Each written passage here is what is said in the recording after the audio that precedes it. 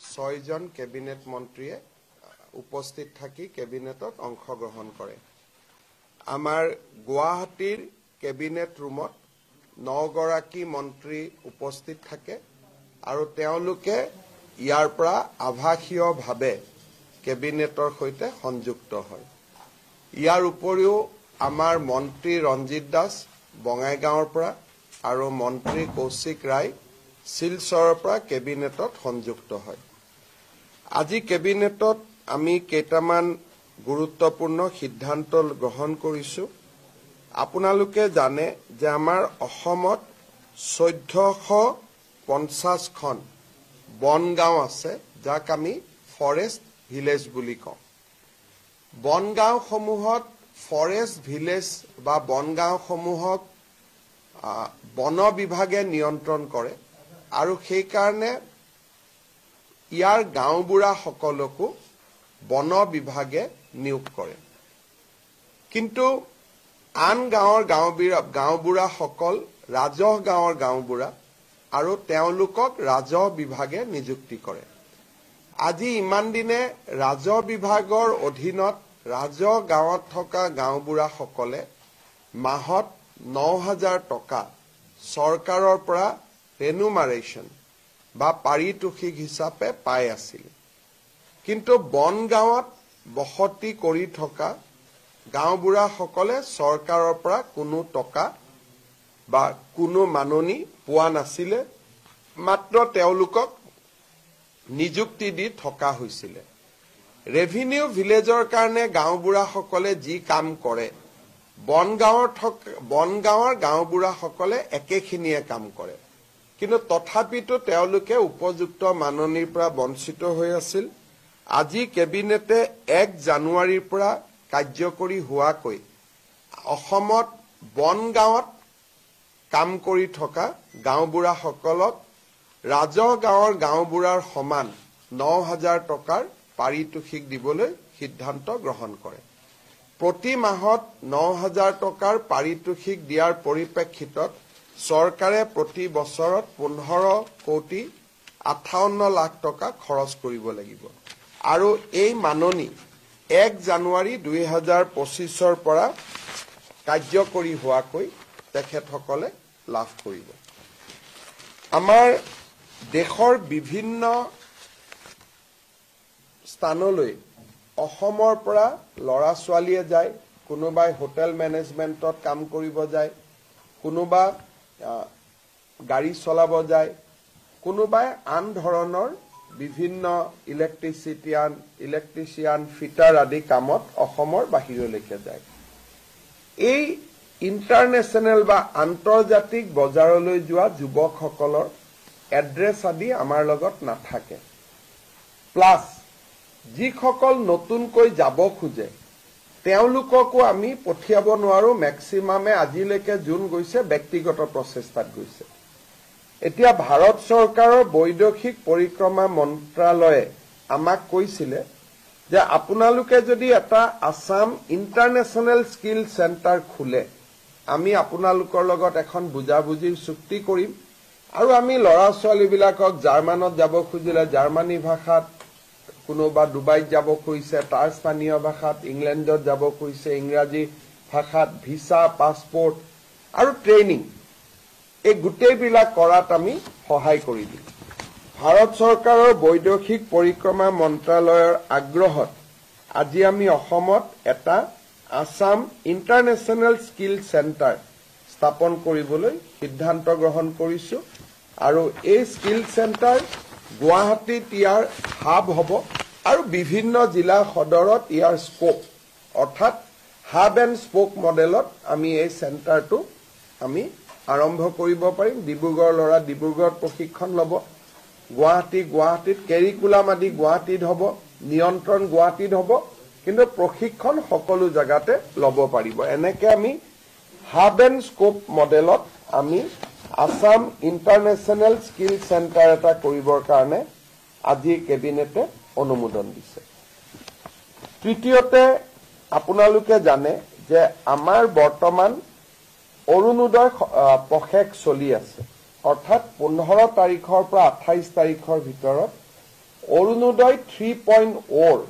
আমি হিতাধিকাৰীসকলক নিৰ্বাচন কৰিব খুজিছো আৰু অৰুণোদয় 2.0 আমি বন্ধ কৰি 3.0 লৈকে যাব খুজিছো 3.0 বেছি হিতাধিকাৰী থাকিব সম্প্ৰসাৰিত ব্যৱস্থা হ'ব লাহে লাহে জীৱন বীমা আদিৰ লগতো লিংক আপ হ'ব কিন্তু এই অৰুণোদয় আঁচনিখন হ'ল দুখীয়া মানুহৰ কাৰণে কৰা আঁচনি আমাৰ চৰকাৰৰ দৃষ্টিগোচৰ হ'ল যে 682 জন চৰকাৰী কৰ্মচাৰী অৰুণোদয় আঁচনিৰ ধন আজিলৈকে লৈ আছে যেতিয়া তেওঁলোকৰ একাউণ্টবিলাক আমি বেংকৰ লগত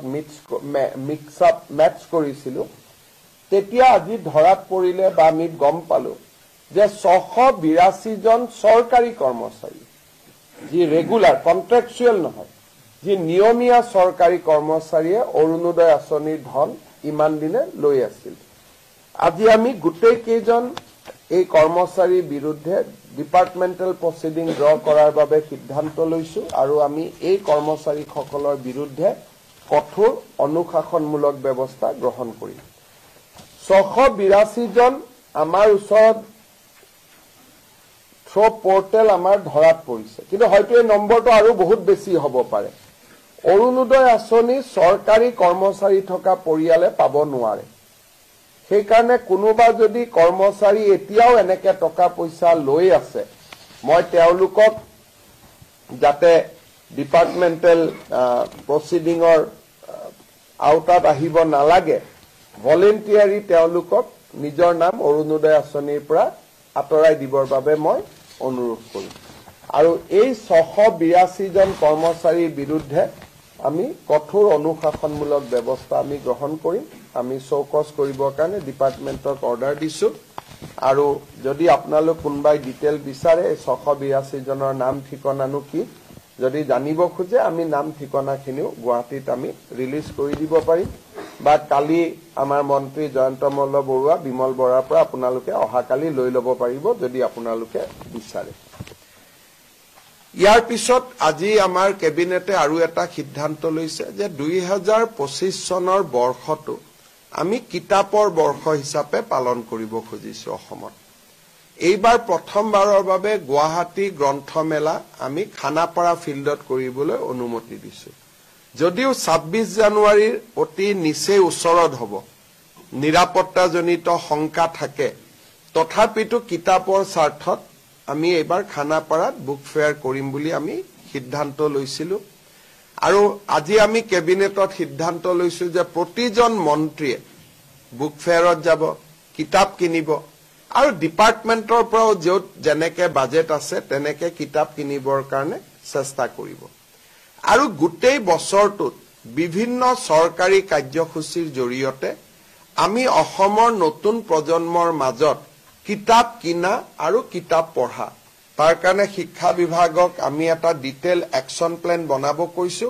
কেনেকৈ আমি 2025 চনৰ বৰ্ষটোক কিতাপৰ বৰ্ষ হিচাপে পালন কৰিব পাৰো আৰু এই বিষয়ে আৰু কথা আমি যেতিয়া একচন প্লেনটো ৰেডি হৈ যাব আমি ক'ব পাৰিম কিন্তু মোটামুটি যেনেকে বিভিন্ন বৰ্ষ বিভিন্ন থিমত চৰকাৰসমূহে পালন কৰে এই বছৰ আমি কিতাপৰ বৰ্ষ হিচাপে 2025 চনটো আমি পালন কৰিবলৈ সিদ্ধান্ত লৈছো আপোনালোকৰ যদি কিবা সুধিব আছে आज हमारे डिब्रूगढ़ में कैबिनेट का बैठक हुए और डिब्रूगढ़ का कैबिनेट में हम कोई सारे इम्पोर्टेंट डिसीजन लिया हमारा फॉरेस्ट विलेज का जो गांव बूढ़ा होते हैं ये गांव बूढ़ा लोगों को पहले रेनुमरेशन नहीं मिलते थे अभी हम लोग रेनुमरेशन देने के लिए निर्णय लिया हमने ये कैबिनेट में एक असम इंटरनेशनल स्किल सेंटर खोलने के लिए निर्णय लिया जो सरकारी कर्मचारी होते हुए भी अरुणोदय का लाभ ले रहा था उनका खिलाफ व्यवस्था लेने का निर्णय किया और 2025 साल को पुस्तक का वर्ष का हिसाब से हमने सेलिब्रेट करने के लिए निर्णय ली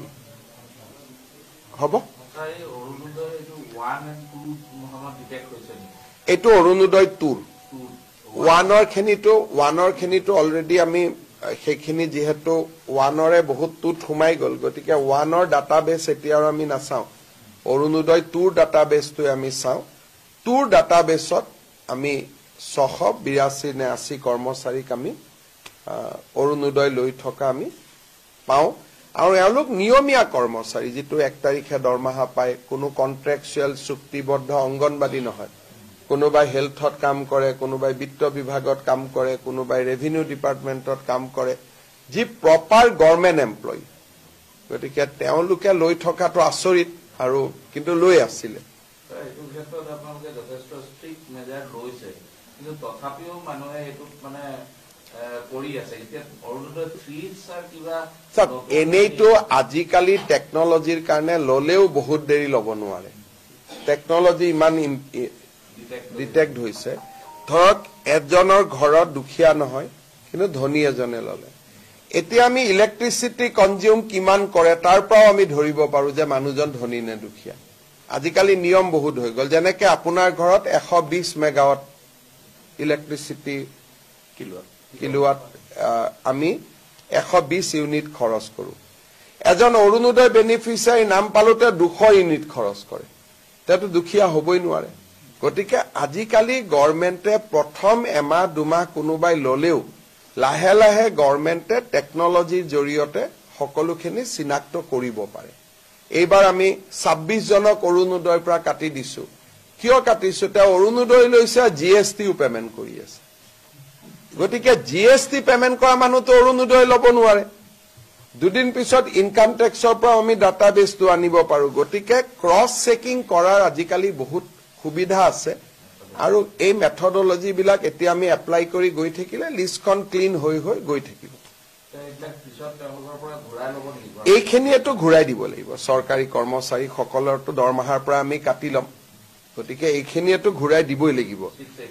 682 যিমান অৰুণোদয় চাকৰি পোৱাৰ আগৰখিনি আমি নলওঁ পিছৰখিনিতো ঘূৰাই দিবই লাগিব স্যাৰ অসমৰ কৃষি বিভাগৰ পকাল এটা বেকা কৰি দিছে বান্দৰৰ সমস্যাটো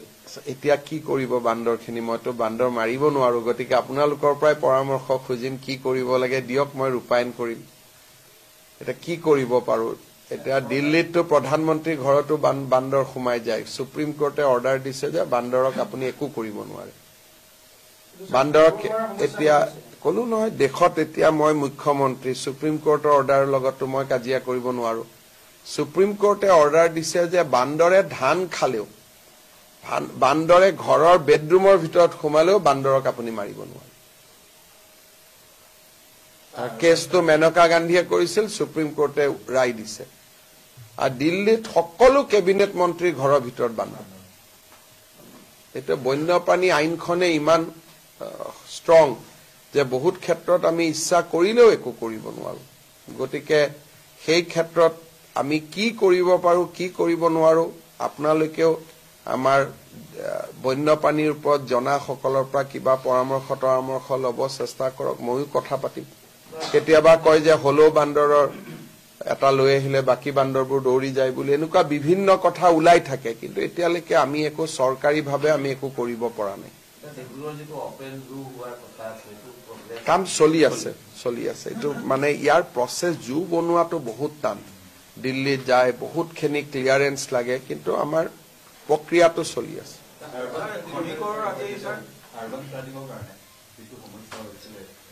চক গুৱাহাটী ডিব্ৰুগড় উন্নতিৰ লগে লগে আৰবান ফ্লাডিংটো এটা জটিল হৈ গৈ পৰি থাকে এতিয়া আমাৰ মন্ত্ৰী আহিছে নগৰ উন্নয়ন বিভাগৰ মন্ত্ৰী তেওঁ ডিব্ৰুগড়ৰ আৰবান ফ্লাডিংৰ বিষয়াসকলৰ লগত কথা পাতিব কিমানখিনি পাৰো আমি চেষ্টা কৰিম কিন্তু মইতো গুৱাহাটীটো আজি 20 বছৰ ধৰি পাৰা নাই গতিকে মই একো দাবী নকৰো চেষ্টা কৰিম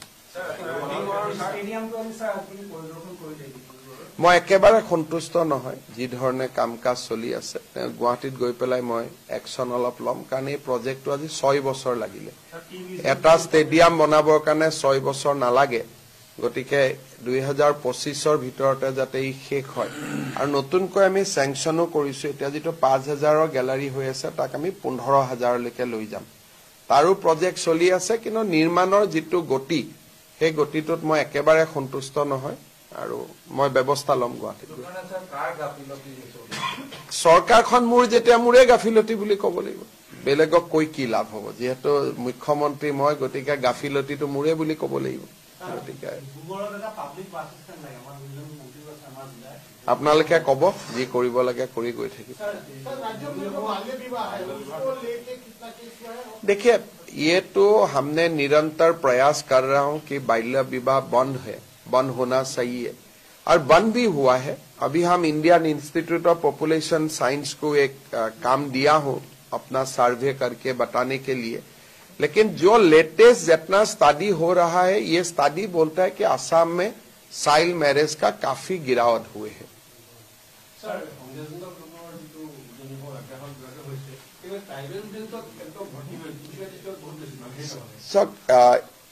এটা অসমত ডাঙৰ সমস্যা আছে ট্ৰাইবেল বেল্ট এণ্ড ব্লকত অচিনাক্ত লোকৰ যিটো আক্ৰমণ যিমান পাৰো চৰকাৰখনে কৰি আছে আৰু চণ্ডীগড়ৰ সমান মাটি আমি যোৱা 3.5 বছৰত মুকলি কৰিছো কিন্তু অসমৰ এছাম বুদ্ধিজীৱী বা এছাম যি মুধা ফুটা ব্যক্তি তেওঁলোকে এই প্ৰক্ৰিয়াটোত বহুত বিৰোধিতা কৰে আজি খুনাপুৰৰ কচুতলিত বি বৰুৱা মহাবিদ্যালয় প্ৰাক্তন প্ৰবক্তা যি অসমৰ সমাজ জীৱনৰ মুধা ফুটা ব্যক্তি তেওঁলোকে আহি প্ৰতিদিনে উৎসাহিত কৰে অচিনাক্ত মানুহসমূহক যে আপোনালোকে যাওক আকৌ মাটি দখল কৰক যি সদায় এইটো ঘটনা ঘটি থাকে গতিকে যেনেকে গৰুখুটিতে আমি প্ৰকল্প বনালো এটা গৰু ফুকুটি প্ৰকল্পটোক দিগদাৰি কৰি থকা মানুহবোৰ আমাৰি সদায় কিবা নহয় কিবা এটা নিউজ উলিয়াই দিয়া কিবা মানে যিয়ে কাম কৰিব খোজো আমাকে ডিমোটিভেট কৰি দিয়ে গতিকে তাৰ মাজতো আমি কৰি গৈ আছো কৰি গৈ থাকিম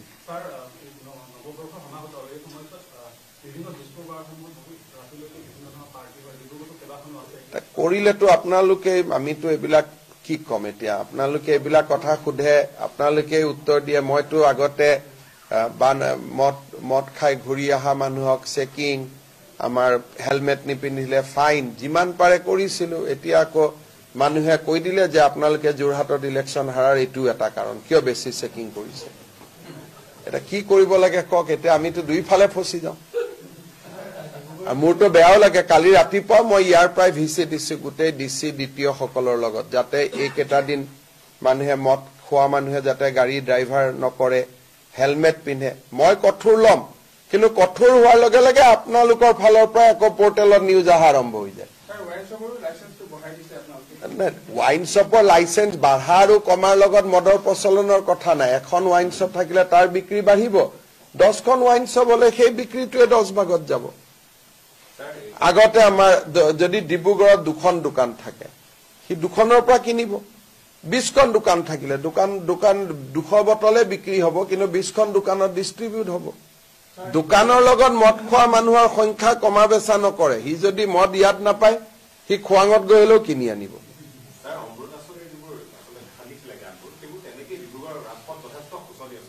সক আমাৰ ফালৰ পৰা কোনো অসুবিধা নাই আপোনালোকে বিধায়কৰ লগত কথা পাতক কিবা ঠিক কৰি দিব লাগে মইতো মুকলি মন লৈ এটাই থাকো আজি ধৰক 3 দিন মই ইয়াতে আছো মুকটো কোনো এইটো কথা কোৱা নাই কোনবাই কলে বোলে একেটা ৰাস্তা গাটকেটা মাৰি দিব লাগে মোক 5 কোটি টকা দিয়ক মই ইয়াতে বহি স্যাংশন কৰি দিও এটা মইতো আপোনাৰ আগলৈকে প্ৰায় 300 মানুহ লগ পালো কোনো এজনেও তো এইটো পইণ্ট আনা নাই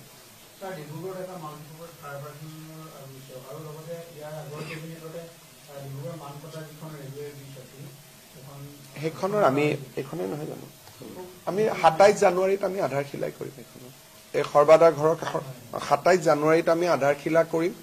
ইতিমধ্যে টেন্ডাৰ হৈ গল টেন্ডাৰ এলোটেড হৈ গল মই যেতিয়া 26 জানুৱাৰীৰ কাৰণে আহিম তেতিয়া আধাৰশিলা কৰি থৈ যাম কাৰ পাৰ্কিংৰ চাই লব গুৱাহাটীত আমি যিমান কাৰ পাৰ্কিং বনাইছো কোনেও গাড়ী ওপৰত নাৰাখে এখনো এতিয়ালৈকে সাকসেসফুল হোৱা নাই একাৰণে আপোনালোকে বিচাৰিলে মই কৰিব পাৰো কিন্তু গুৱাহাটীৰ দুটা কাৰ পাৰ্কিং এটা শ্ৰদ্ধাঞ্জলি পাৰ্কত এটা মহেন্দ্ৰ মোহন চৌধুৰী হস্পিটালৰ কাষত এটাও গাড়ী নৰখে কালি ইনফেক্ট মন্ত্ৰীয়ে মোক কৈ আছে যে দাদা ভাঙি দিও কাৰ পাৰ্কিং কেটা বেলেগ কামত নাই এইটো কাৰণে মই মোক কালি মন্ত্ৰীয়ে কৈছে যে এইটো খুলি দিও তাতে আমি বেলেগ কামত ব্যৱহাৰ কৰো, বেছি ৰাইজৰ লাভ হ'ব। গতিকে কাৰ পাৰ্কিং যদি চলে বুলি আপোনালোকে ভাবে, ডিব্ৰুগড়ত কাৰ পাৰ্কিং এটা কৰি দিয়াত মোৰ কোনো আপত্তি নাই। সেই বিষয়ে মই আগবাঢ়িব পাৰো, কিন্তু ডিব্ৰুগড় নাগৰিক সমিতি এইটোত আপত্তি কৰে। মানে সেইকাৰণে আপোনালোকে এটা মিটিং পাতি কনচেনচাছ এটা কৰি দিলে মই লাগিব পাৰো, আৰু লাগিলে হয়তো আজি নহলেও কালি সফল হৈ যাম। কিন্তু কোনোবা এটা কথাত লাগি পেলাই আকৌ ৰাইজৰ পৰা গালি গালাজ খালে মনটো বেয়া লাগিব নহয়। আপোনালোকে আজি মোক এই কথাটো কৈছিলে, যেতিয়া মই ফিল্ডত গৈছিলো, লগে লগে আহি মই ইনকুৱাৰী কৰিলো। তেতিয়া মোক জনালে যে এইটো ছাৰ কৰিব খুজিব, কিন্তু নাগৰিক সমিতিয়ে এইটো বিৰোধিতা কৰে। এতিয়া গুৱাহাটীত হলে মোৰ আপোনালোকো হয়, কিন্তু গুৱাহাটীত হলেতো মই অলপ গুৱাহাটীত হলে মই গুৱাহাটীৰ অলপ মনোবল লগাই কামখিনি কৰি দিওঁ। ইয়াততো মই জোৰ জবস্তি কৰিব বেয়া পাম। গতিকে আপোনালোকে কিবা এটা কৰক, আপোনালোকে কৰি পেলাই আপোনালোকে এটা ৰাজহুৱা প্ৰস্তাৱ এটা লৈ মোক দিয়ক। ৰাজহুৱা প্ৰস্তাৱ এটা লৈ দিয়ক, লগে লগে নহলেও মই লাগি থাকিলে কোনোবা এটা দিনত হ'বগৈ।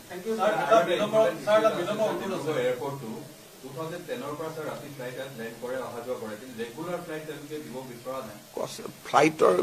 মানে ইণ্ডিগোৰ লগতো আমি কথা পাতি আছো, ডিব্ৰুগড় যোৰহাটৰ কাৰণে কি হয় মই চাম। গধূলি আমাক এখন ফ্লাইট লাগে, গধূলি গুৱাহাটীলৈকে যোৱা, ৰাতিপুৱা আহিব পাৰে, গধূলি যাব পাৰে। আমাৰ চাই দিম দিয়ক অলপ, মানে আজিকালি প্ৰাইভেটাইজ হৈ যোৱাৰ কাৰণে দিগদাৰ। কথা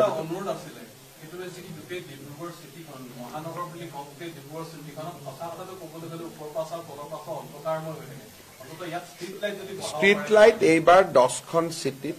মানে নগৰত আমি ষ্ট্ৰীট লাইট দিম, কামটো চলি আছে, আৰু 2-3 মাহ ষ্ট্ৰীট লাইটৰ কাৰণে আমি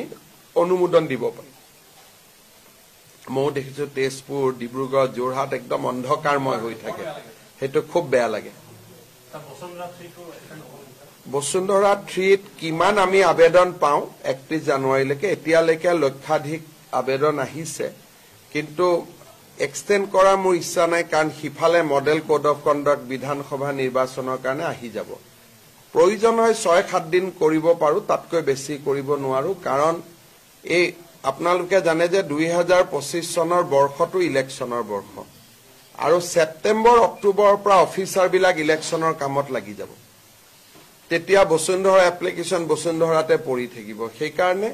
যাৰ আবেদন কৰিবলগীয়া আছে তেওঁলোকক মই অনুৰোধ কৰিম যাতে 31 তাৰিখৰ আগতে আবেদনটো কৰে।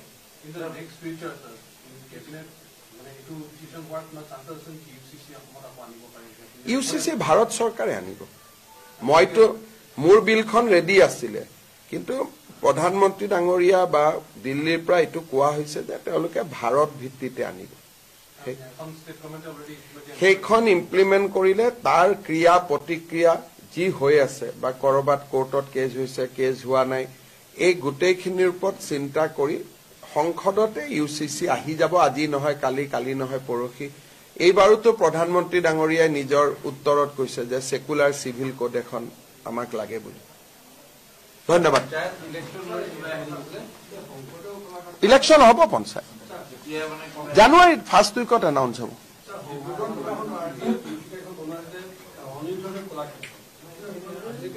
মই নাজানো, মই এবাৰ চোৱাই দিম। আমাৰ সাংস্কৃতিক মন্ত্ৰী